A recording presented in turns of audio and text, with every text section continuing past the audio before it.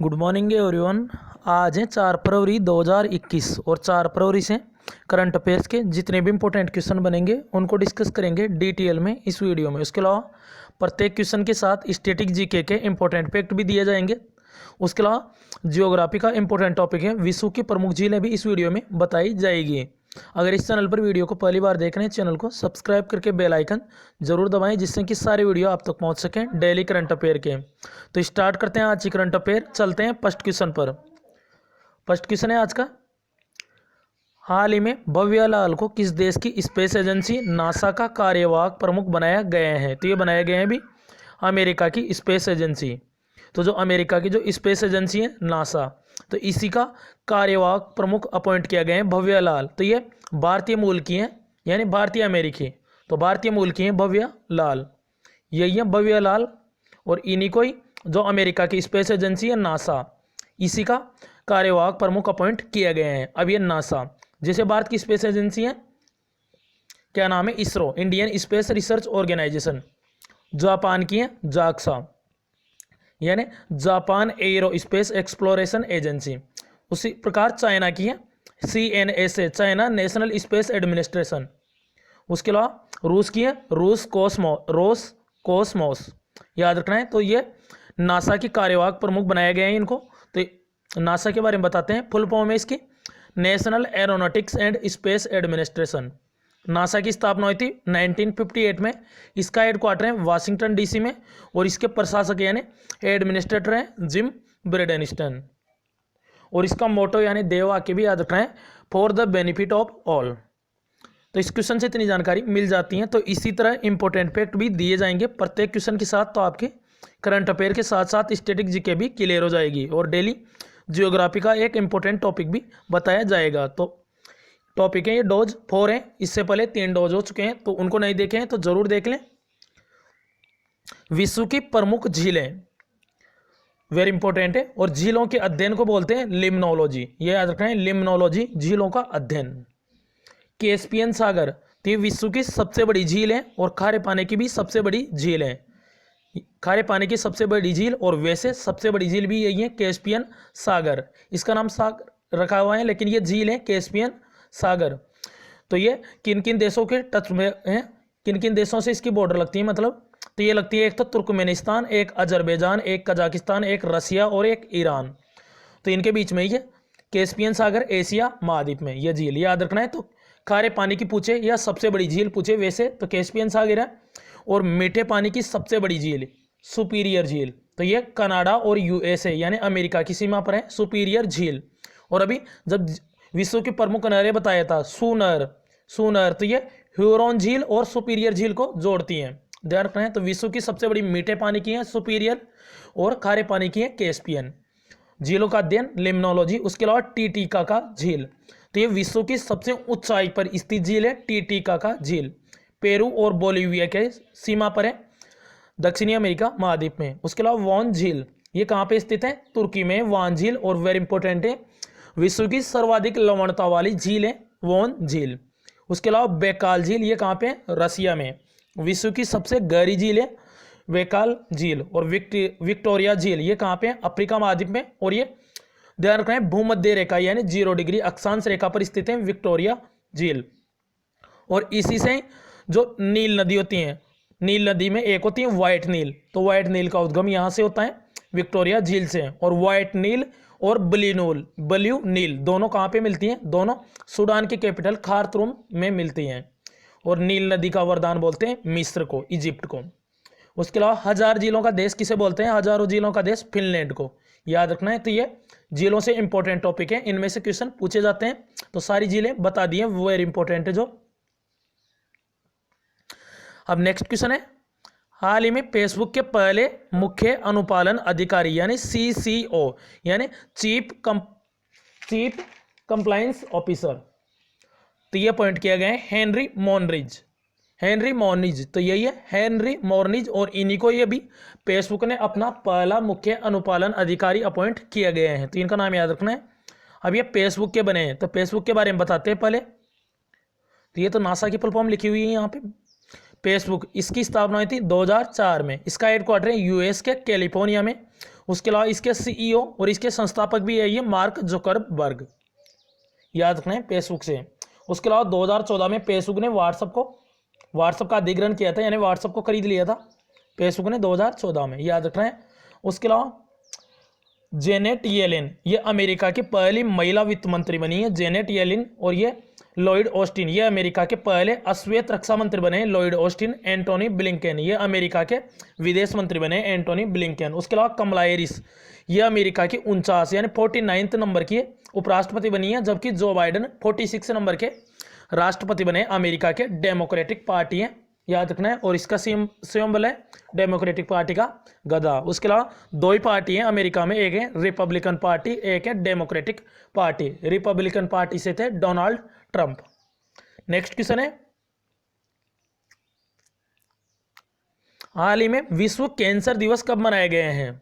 तो ये विश्व कैंसर दिवस यानी वर्ल्ड कैंसर डे मनाए गए हैं अभी 4 फरवरी को। वेरी इंपॉर्टेंट है वर्ल्ड कैंसर डे। तो ये हर साल मनाया जाता है 4 फरवरी को, कैंसर के बारे में जागरूकता फैलाने के लिए कि इससे कैसे बचा जाए, इसके बारे में अवेयरनेस फैलाने के लिए इसे मनाया जाता है हर साल 4 फरवरी को। उसके अलावा इस बार की इसकी थीम याद रखना है, I am and I will. ये 2020 में भी यही थीम थी इसकी, और 2019 में भी यही थी, और अब 2021 की भी थीम यही है, I am and I will, ये इसकी थीम है। उसके अलावा अभी 2 फरवरी को विश्व आर्द्रभूमि दिवस मनाया गया था। उसके अलावा 1 फरवरी को जो तटरक्षक हैं, भारतीय तटरक्षक बल है, उसका 45वां स्थापना दिवस मनाया गया था भारतीय तटरक्षक बल का। तो ये नोट कर लेना है। तो ये फरवरी के ये इंपॉर्टेंट डेज थे, आगे जो भी डेज आएंगे उनको बताया जाएगा। उसके अलावा एक दिवस और बताते हैं, राष्ट्रीय कैंसर जागरूकता दिवस। तो ये 7 नवंबर को आता है राष्ट्रीय कैंसर जागरूकता दिवस, और 4 फरवरी को है world cancer day. Next question है, वेरी वेरी इंपॉर्टेंट है ये क्वेश्चन भी। हाल ही में ऑक्सफोर्ड ने वर्ष 2020 के लिए किस हिंदी शब्द को वर्ड ऑफ द ईयर चुना है? तो 2020 के लिए ऑक्सफोर्ड जो डिक्शनरी होती है उसने 2020 में किस हिंदी शब्द के लिए बोला है, यहाँ पे वर्ड ऑफ द ईयर चुना है, तो ये चुना है आत्मनिर्भरता। तो इसको 2020 के लिए वर्ड ऑफ द ईयर चुना है हिंदी शब्द, ध्यान रखना है हिंदी शब्द वर्ड ऑफ द ईयर चुना है 2020 के लिए। 2019 के लिए हिंदी शब्द को वर्ड ऑफ द ईयर चुना था संविधान को 2019 के लिए, नारी शक्ति को 2018 के लिए, उसके अलावा आधार को इसको 2017 के लिए ऑक्सफोर्ड ने Hindi word of the year चुना था। ये तो Hindi word of the year है 2020 का। और भी जो English word of the year चुना जाएगा, अब चुना जाएगा उसको बताएंगे। जबकि 2019 में संविधान तो Hindi word of the year था, जबकि English word of the year किसे था, तो वो था क्लाइमेट इमरजेंसी। और 2018 में नारी शक्ति Hindi word of the year था। उसके अलावा English word of the year था 2018 का ऑक्सफोर्ड डिक्शनरी का, याद रखना है टॉक्सिक, ये याद रखना है, वेरी इंपॉर्टेंट है। तो 2019 का संविधान हिंदी में, और इंग्लिश का है क्लाइमेट इमरजेंसी, याद रखना है। और अभी चुना है आत्मनिर्भरता को 2020 के लिए, तो ये आत्मनिर्भरता। तो अभी ये आत्मनिर्भरता शब्द बहुत ज्यादा चर्चा में रहे हैं कोरोना वायरस के टाइम पे। उसके अलावा नेक्स्ट क्वेश्चन पे चलते हैं, वेरी इंपॉर्टेंट है ये क्वेश्चन भी। हाल ही में 100% साक्षरता वाला उत्तराखंड का पहला जिला कौन सा बना है? तो यहाँ पे पूछा है उत्तराखंड का पहला जिला 100% साक्षरता वाला बना है देहरादून, जो उत्तराखंड की कैपिटल है देहरादून। ये अभी 100% साक्षरता वाला पहला जिला बन गया है उत्तराखंड का। तो अभी पढ़ेगा दून और बढ़ेगा दून, ये अभियान के तहत 100% साक्षरता वाला पहला जिला बना है उत्तराखंड का देहरादून। उसके अलावा साक्षरता का क्या मतलब होता है, तो 6 से लेके 14, यहां पे जो 7 वर्ष या इससे अधिक वाले उम्र के जो भी व्यक्ति हैं जो किसी भी भाषा में पढ़ सकते हैं या लिख सकते हैं, उन्हें साक्षर बोला जाएगा। तो ध्यान रखना, ये 7 वर्ष या इससे अधिक आयु का कोई भी व्यक्ति जो पढ़ सकता है या लिख सकता है उसे साक्षर बोला जाएगा। तो 100% साक्षरता वाला जिला बना है देहरादून। और 2011 की जनगणना के अनुसार सबसे ज़्यादा साक्षरता है केरल में, अभी भी केरल में ही है। उसके अलावा 2016 में केरल 100% साक्षरता वाला राज्य बना था। ध्यान रखना है, राज्य की बात करें, केरल 100% साक्षरता वाला राज्य बना था 2016 में। और केरल में भी नई रिपोर्ट आई थी NSO की, उसमें 96.2% साक्षरता के साथ टॉप है केरल। और सबसे कम साक्षरता थी 2011 में जनगणना में बिहार की। और लिंग अनुपात सबसे अधिक किसका है, ये भी केरल का है 2011 के अनुसार 1084। उसके अलावा सबसे कम था लिंगानुपात हरियाणा का। उसके अलावा उत्तराखंड का बनाए तो ये रहा मैप में, उत्तराखंड कैपिटल है इसकी देहरादून, और अभी इसकी समर कैपिटल बनी थी गैरसैंण, चंबोली जिले की ये तहसील है गैरसैंण। उसके अलावा मुख्यमंत्री हैं त्रिवेंद्र सिंह रावत, गवर्नर है बेबी रानी मौर्य। उसके अलावा होप पोर्टल लॉन्च किया था बेरोजगार युवाओं के लिए, हेल्पिंग आउट पीपुल एवरीवेयर। उसके अलावा होप मिशन, मंगल मिशन भी लॉन्च किया था, तो यूएई ने किया था होप मंगल मिशन। उसके अलावा उत्तराखंड में नीति दर्रा, माना दर्रा, उसके अलावा लिपुलेख दर्रा, लिपुलेख दर्रा ये भारत और नेपाल के बीच में विवादित है, एक काला पानी भी है विवादित। उसके अलावा हरेला पर्व मनाया जाता है उत्तराखंड में, और भारत का पहला नेशनल पार्क है जिम कार्बेट नेशनल पार्क, और इसका पुराना नाम है heli national park. Gangotri national park ये उत्तराखंड में। उसके अलावा एक राजाजी नेशनल पार्क भी उत्तराखंड में। उसके अलावा सात ताल, राकसताल, खुरपाताल, नैनीताल, देवताल, मालताल ये जिले हैं उत्तराखंड की। उसके अलावा वन्यजीव संरक्षण अधिनियम कब आया था, तो ये आया था 1972 को। उसके अलावा प्रोजेक्ट टाइगर की स्थापना हुई थी 1973 में, और टाइगर मैन ऑफ इंडिया के नाम से जाना जाता है कैलाश सांकला को, जोधपुर के हैं ये, राजस्थान के जोधपुर के, याद रखना है। उसके अलावा नेक्स्ट क्वेश्चन है, हाल ही में किसकी आत्मकथा ए many a hope happy accident recollections of A life launch की गई है, तो लॉन्च की गई है पूर्व उपराष्ट्रपति हैं हामिदन अंसारी। तो इनकी ये आत्मकथा यानी ऑटोबायोग्राफी है ए many a hope happy accident recollection of A life, यही है हामिद अंसारी, और ये पूर्व उपराष्ट्रपति हैं, वर्तमान में कौन है, एम वेंकैया नायडू। तो इनकी ये ऑटोबायोग्राफी याद रखना है, ए many a happy accident recollection of A life, पूर्व उपराष्ट्रपति हैं ये, और भारत के ये लगातार 2 बार उपराष्ट्रपति रहे थे, और इसी के बारे में वर्णन है इनकी ऑटोबायोग्राफी में। तो जन्म से लेके इनका ये वर्णन है इसके अंदर। नेक्स्ट क्वेश्चन है, हाल ही में बजट में किस केंद्र शासित प्रदेश में केंद्रीय विश्वविद्यालय स्थापित किए जाने की घोषणा की है, तो ये की गई है अभी लद्दाख में। तो लद्दाख का जिला है एक लेह और एक जिला है कारगिल, 2 ही जिले हैं लद्दाख में, लेह और कारगिल। तो लेह के अंदर जो अभी बजट घोषित हुआ है 1 फरवरी को, जो बजट आया है किसने पेश किया है, निर्मला सीतारमण ने। कुल बजट के 6 स्तंभ थे, अभी बताया था कल परसों ही। उसके अलावा इसमें मेनली इंफ्रास्ट्रक्चर और स्वास्थ्य पे ज़्यादा फोकस किया गया है। तो शिक्षा के क्षेत्र में जो लद्दाख की कैपिटल है लेह, यहीं पे केंद्रीय विश्वविद्यालय स्थापित किए जाने की घोषणा की गई है शिक्षा के क्षेत्र में। तो ये याद रखना है, वेरी इंपॉर्टेंट है ये क्वेश्चन भी। तो लेह में बनाया जाएगा, और पहली बार इस बार पेपरलेस बजट पेश हुआ है, याद रखना है। तो लद्दाख में इसे स्थापित किया जाएगा। उसके अलावा जो बजट शब्द का संविधान में कहीं पर भी उल्लेख नहीं है, लेकिन वार्षिक वित्तीय विवरण इसका उल्लेख है संविधान के आर्टिकल 112 में, और धन विधेयक ये 110 में है। उसके अलावा 108 ये ज्वाइंट सिटिंग यानी दोनों सदनों की संयुक्त बैठक कौन बुलाता है, राष्ट्रपति। इसका अध्यक्षता करता है लोकसभा का स्पीकर, याद रखना है। और इसमें उपराष्ट्रपति भाग नहीं लेते हैं, ध्यान रखना है। तो ये लद्दाख में स्थापित किए जाने की घोषणा हुई है। ये रहा लद्दाख, लद्दाख के लेफ्टिनेंट गवर्नर RK माथुर यानी राधा कृष्ण माथुर। उसके अलावा 31 अक्टूबर 2019 को लद्दाख और जम्मू कश्मीर केंद्र शासित प्रदेश बने थे। RK माथुर यहाँ के गवर्नर हैं। उसके अलावा पेगोंग झील भी है। उसके अलावा हेमिस नेशनल पार्क भारत का सबसे बड़ा नेशनल पार्क है। हेमिस नेशनल पार्क हिम तेंदुओं के लिए ये फेमस है। उसके अलावा अंडमान और निकोबार में एक नेशनल पार्क है, साउथ बटन नेशनल पार्क, ये भारत का सबसे छोटा नेशनल पार्क है। और सबसे पुराना बताया था अभी जिम कार्बेट नेशनल पार्क। हाल ही में UNWTO ने किस वर्ष को सबसे खराब वर्ष घोषित किया है, तो क्या है 2020 को। तो अभी यूनाइटेड नेशन WTO ये वर्ल्ड ट्रेड ऑर्गेनाइजेशन नहीं है, ध्यान रखना है, ये वर्ल्ड टूरिज्म ऑर्गेनाइजेशन है। तो united nation world tourism organisation ने किस वर्ष को सबसे खराब वर्ष घोषित किया है, तो अभी 2020 को।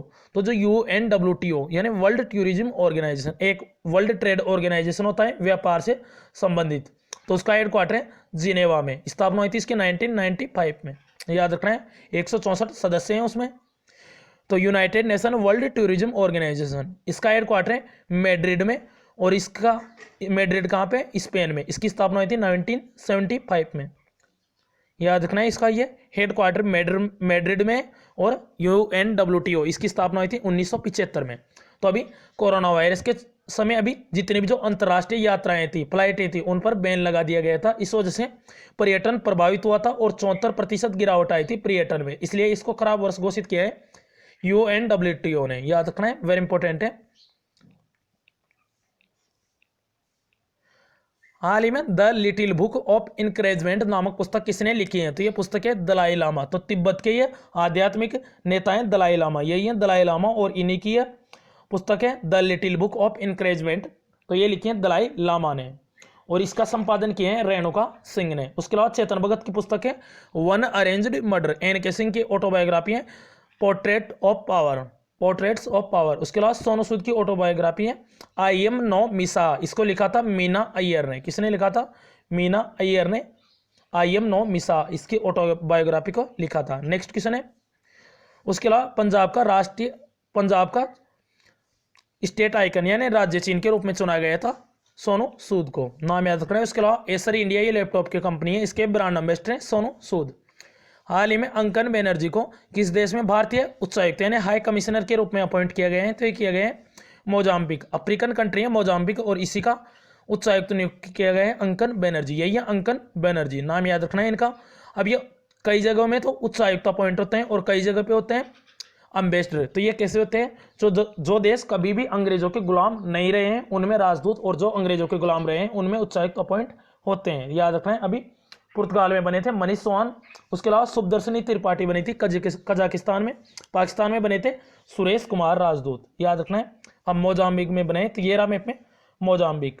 अफ्रीका महाद्वीप में कैपिटल इसकी मापुतो, करेंसी है मोजाम्बिक मेटिकल। उसके अलावा यहाँ के प्रेसिडेंट है फिलिप न्यूसी।